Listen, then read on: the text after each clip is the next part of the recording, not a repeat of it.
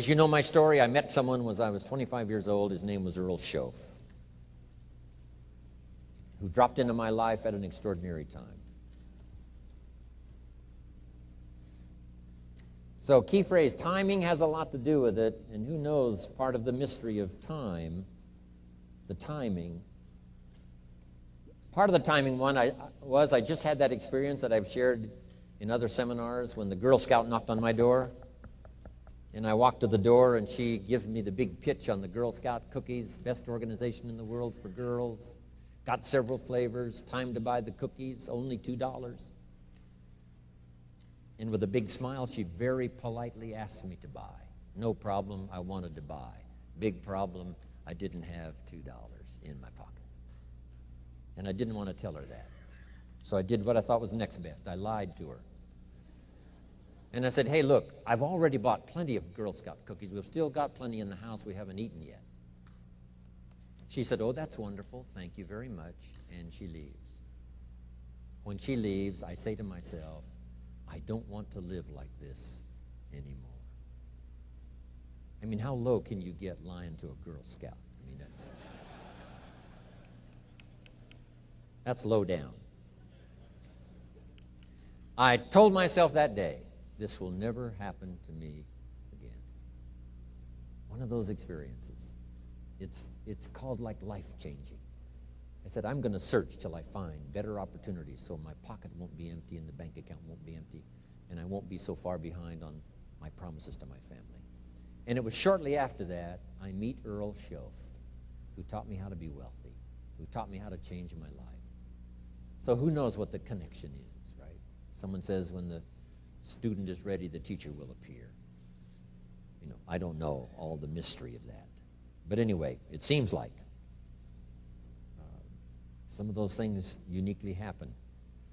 But it was Mr. Schoaf over a 5-year period before he died at age 49 who taught me some extraordinarily simple things. He only went to the 9th grade in school, never finished high school, never went to college, never went to university.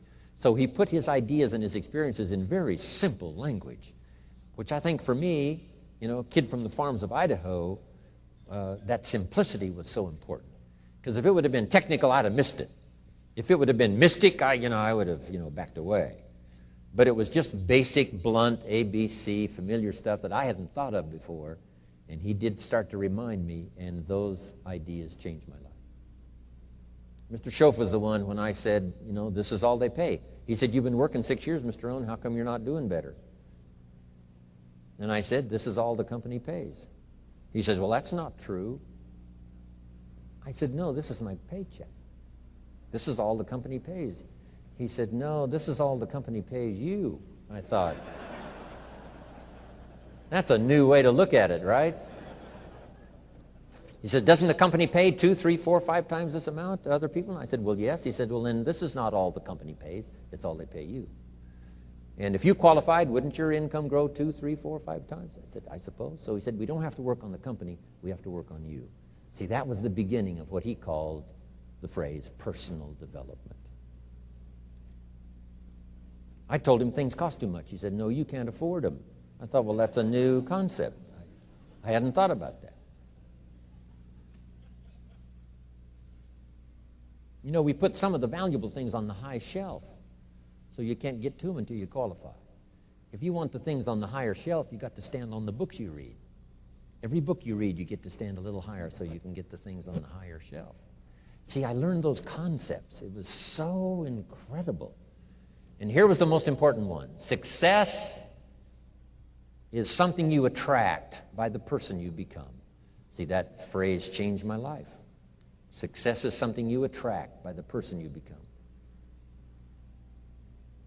Success is not something you pursue. It's like chasing a butterfly. You can't quite catch it.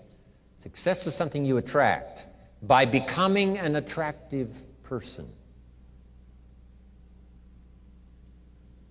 See, those were new concepts to me. I'm just working hard trying to make a living. Here's what he said to me. This changed my life. I got a chance to teach this in Moscow and across Russia. 3 visits, now the 4th. Here's what Schoaf taught me. Profits are better than wages. Nobody taught me that in high school. Nobody taught me that. I went to 1 year of college. Nobody taught me. Profits are better than wages. Wages make you a living. Profits make you a fortune. And how could you work on both a living and a fortune? He said, well, you could start part-time working on your fortune while you're working full-time on your living.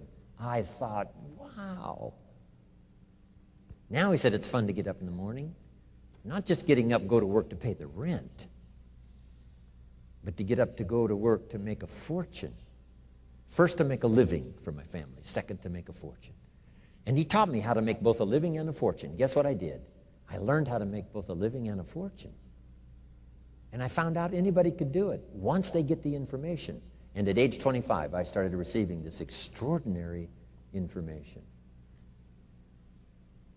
Here's what he said: your income is directly related to your philosophy, not to the economy. I thought, no one ever told me that. I kept hoping the economy would change. He said, no, your philosophy has to change. I assured him that I had my fingers crossed. He said, that won't help. Then what could I do to change my income and multiply it by 2, by 3, by 5, by 10, and then multiply it by 10 again? What could I do? And he started giving me the disciplines and the process of learning the skills to change my life. This was an extraordinary man. Those were extraordinary times for me, life-changing in every manner that you can imagine, but very simple ABC concepts. Here's what I learned: not to search for the exotic until you've discovered the basic. And those basic philosophies that he shared with me during that time were life-changing, and he called it personal development.